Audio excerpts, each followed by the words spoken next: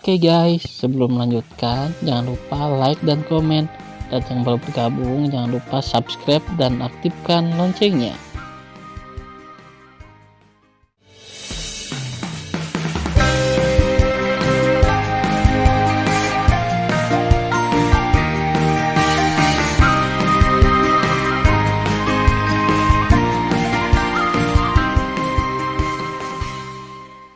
Episode 40. Melanjutkan cerita sebelumnya. Setelah memutuskan Tan Yun terbang keluar dari rumah tuan kota, berubah menjadi sinar dan langsung pergi ke luar kota. 1 jam kemudian, Xuanyuan Changfeng memanggil 2 jenderal abadi lainnya yang masih hidup, 8 letnan, 20 jenderal utama, 50 pemimpin abadi, dan 1,2 juta tentara abadi. Kemudian, dia memimpin para prajurit ke ngarai untuk menambang 10.000 pilar batu. 4 jam kemudian, seberkas cahaya ungu jatuh dari langit dan terbang di atas panggung hidup dan mati. Segera, Tan Yun melepaskan kesadaran abadi tingkat ke-10 sebanding dengan alam manusia kaisar, yang meliputi kota luar. Suara keras Tan Yun terdengar oleh banyak orang, "Saya Tan Yun, bos Tiange, kota Sishu. Saya belum mati. Sekarang saya kembali. Jika kamu menganggapku sebagai teman, sekarang beritahu semua orang di luar kota untuk datang ke platform hidup dan mati. Tan memiliki sesuatu yang penting untuk diumumkan." Mendengar ini, kota luar benar-benar mendidih. "Ya Tuhan, apakah kamu mendengar itu?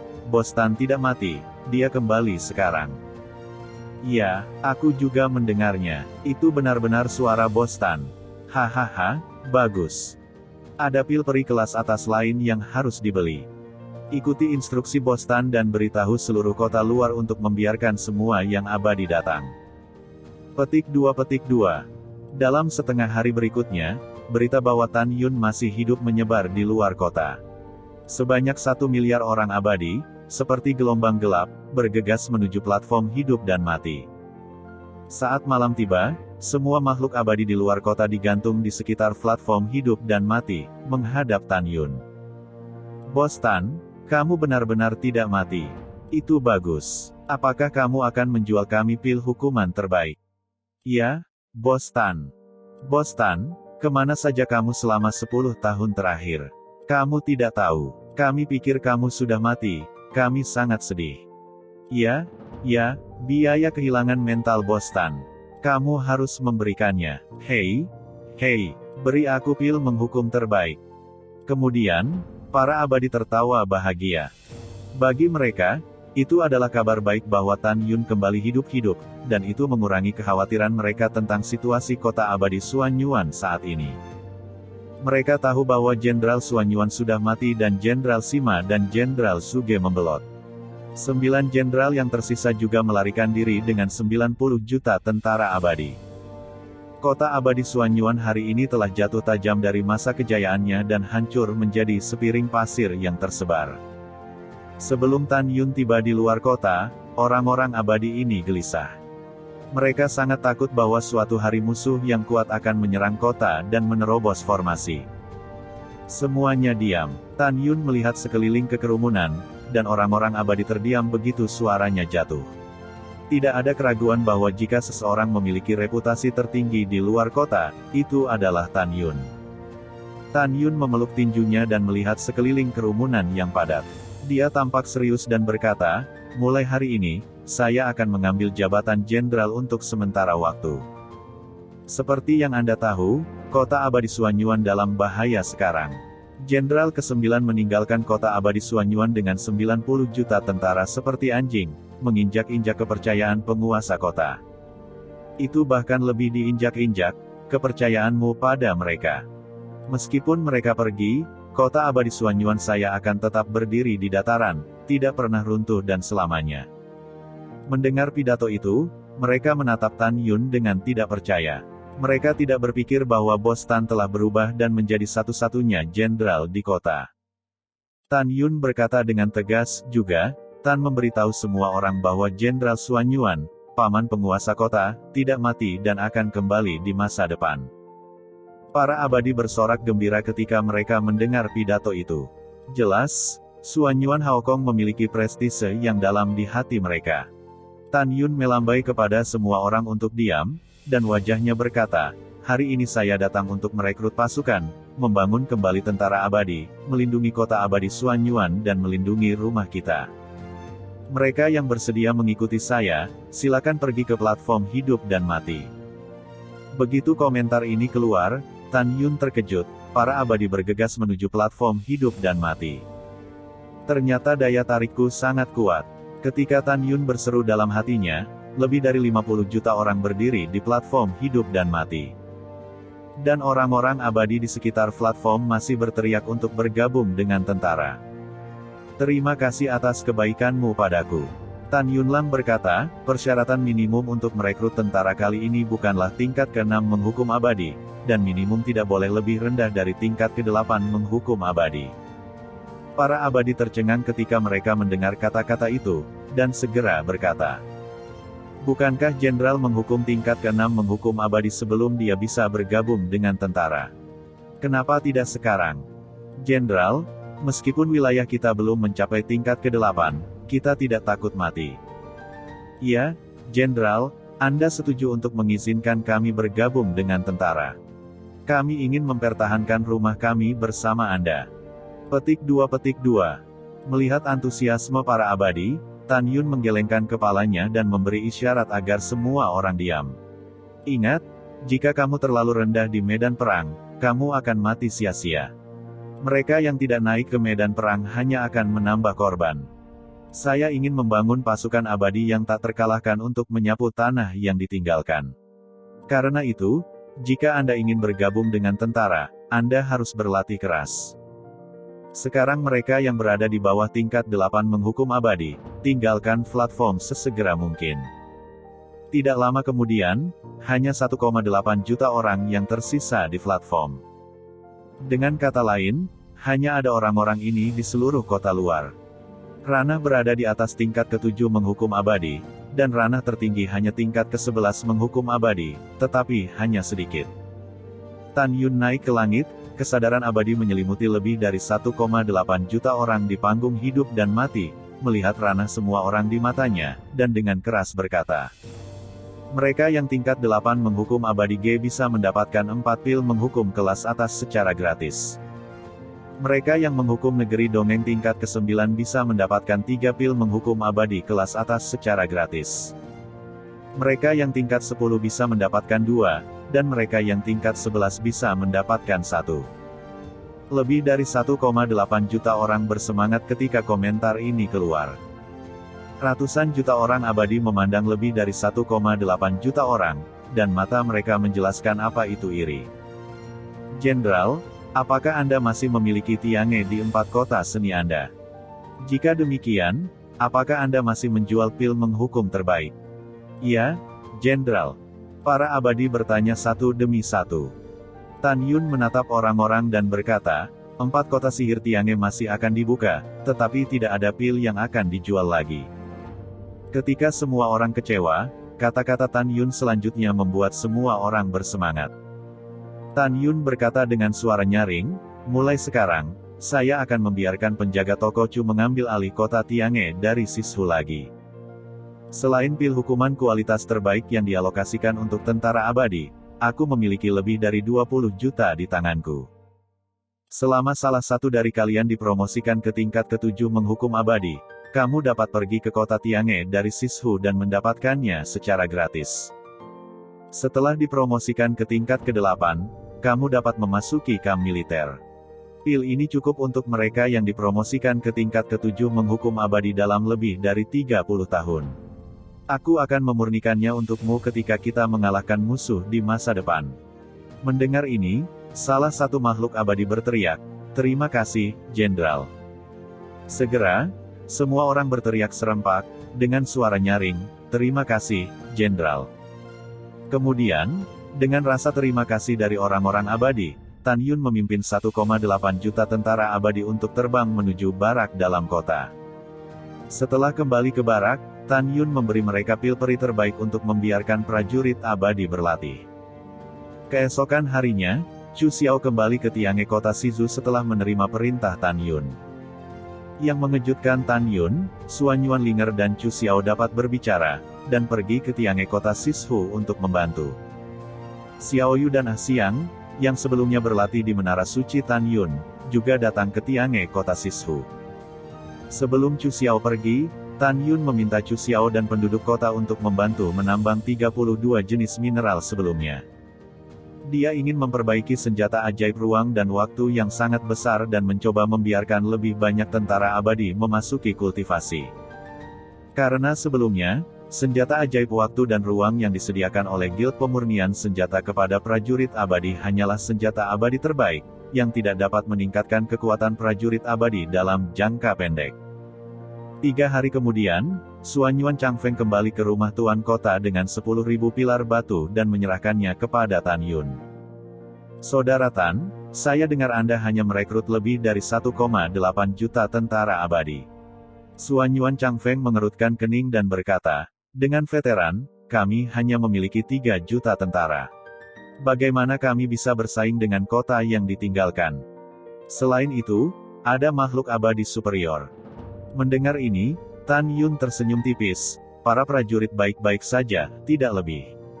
Beri aku 3 juta prajurit yang baik, dan aku dapat menghancurkan 30 miliar musuh. Haha, nada suara saudara Tan tidak kecil. Suan Yuan berkata sambil tersenyum, saudara Tan, di mana sepupumu? Kamu membiarkannya keluar, aku ingin berbicara dengannya. Kalau tidak, biarkan aku menemukannya di menara perimu. Setelah mendengarkan, Tan Yun menggelengkan kepalanya, Ying retret. Aku tidak bisa diganggu olehmu.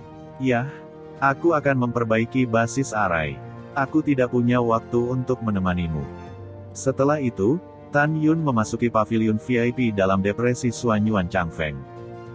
Setelah Tan Yun datang ke lantai 3, dia mengorbankan pagoda suci abadi, dan kemudian, dengan cincin 10.000 pilar batu, memasuki lantai 66 dari pagoda suci abadi.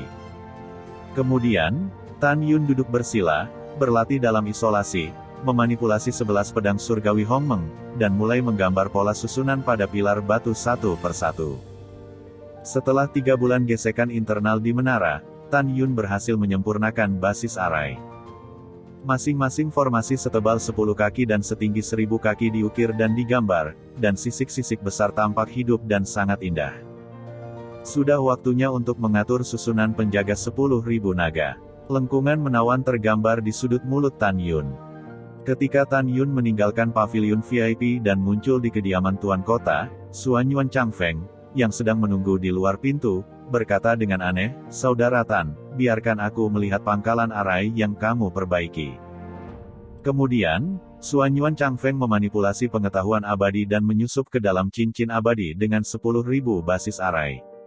Dia mengerutkan kening dan bertanya, saudara Tan, setiap formasi diukir dengan sisik, tetapi setiap formasi penuh dengan sisik.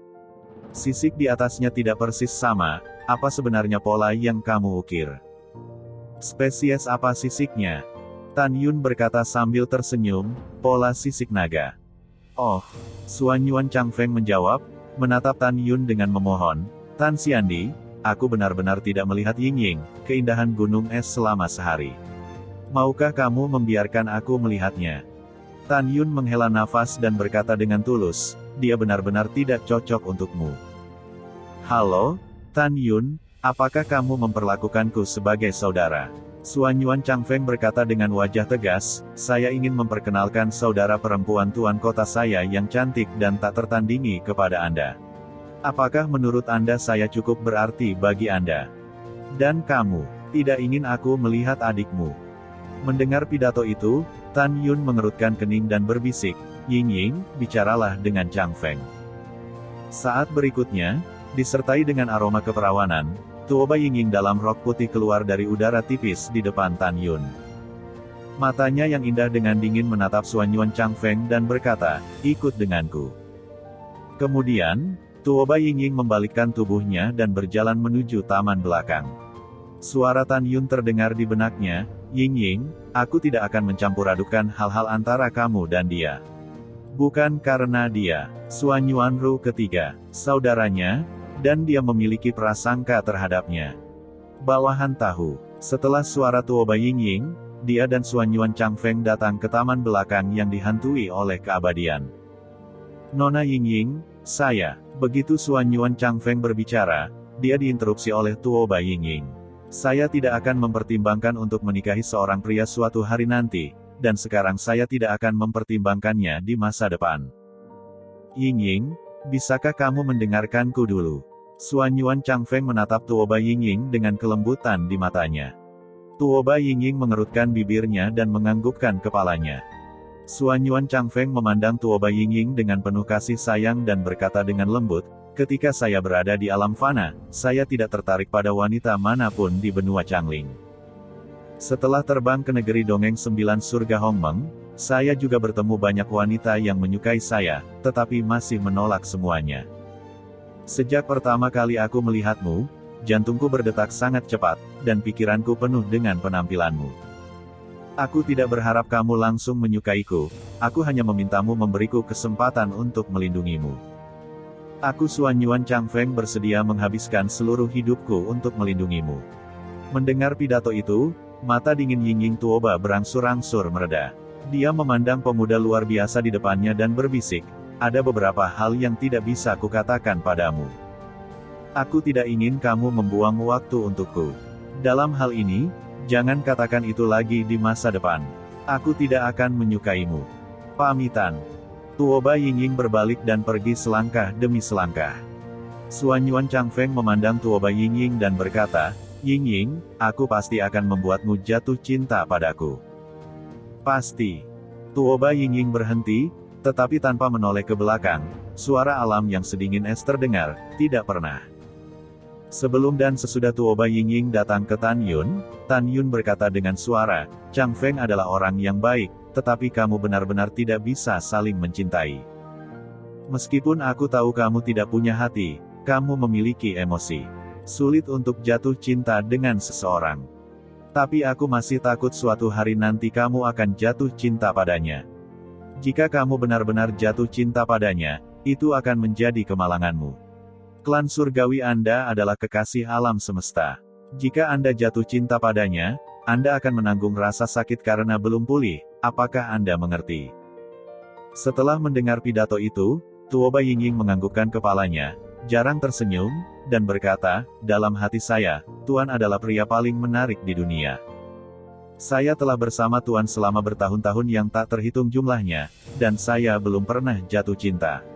Cinta dengan tuannya, bagaimana saya bisa jatuh cinta pada Changfeng? Tan Yun berkata, sulit untuk mengatakan tentang perasaan. Singkatnya, Anda bukan hanya bawahan saya, tetapi juga saudara perempuan saya di hati saya. Saya tidak ingin Anda menjadi malang. Yingying mengerti. Tuoba Yingying berbisik, lalu menghilang dari udara, memasuki pagoda abadi di telinga Tan Yun, dan kemudian menutup pintu untuk kultivasi. Saudara Tan, Xuanyuan Changfeng jatuh di depan Tan Yun dengan semangat tinggi. Saya telah memutuskan bahwa saya hanya mencintai Yingying dalam hidup ini. Tan Yun melihat penampilan tulus Xuanyuan Changfeng, tidak mengatakan apa-apa, tetapi berharap Xuanyuan Changfeng akan mundur dari perasaan Yingying. Tan Yun tersenyum dan berkata, perasaan bukanlah angan-angan. Baiklah, ayo pergi dan bantu aku mengatur basis arai. Pada bulan berikutnya, dengan bantuan Xuanyuan Changfeng, Tan Yun mendistribusikan 10.000 basis arai di bumi di sekitar kota abadi Xuanyuan. Kemudian, dengan Xuanyuan Changfeng, Tan Yun kembali ke rumah tuan kota dan langsung menuju puncak Gunung Suci Xuanyuan. Setelah tiba di puncak Gunung Suci Xuanyuan, Tan Yun mengorbankan monumen batu setinggi 10.000 kaki, dan berdiri di puncaknya. Segera, dalam tatapan penasaran Xuanyuan Changfeng, Tan Yun menggambar ratusan ribu pola formasi di monumen besar dengan pedangnya. Saudara Changfeng, selanjutnya, saya akan membiarkan Anda menyaksikan pemandangan spektakuler yang belum pernah Anda lihat sebelumnya. Tan Yun tersenyum. Potong, saya Xuanyuan Changfeng, pemandangan spektakuler apa yang belum saya lihat? Xuanyuan Changfeng berkata dengan tidak setuju. Tetapi ketika adegan berikutnya muncul di hadapannya, dia tidak bisa mengatakan sepatah kata pun karena terkejut.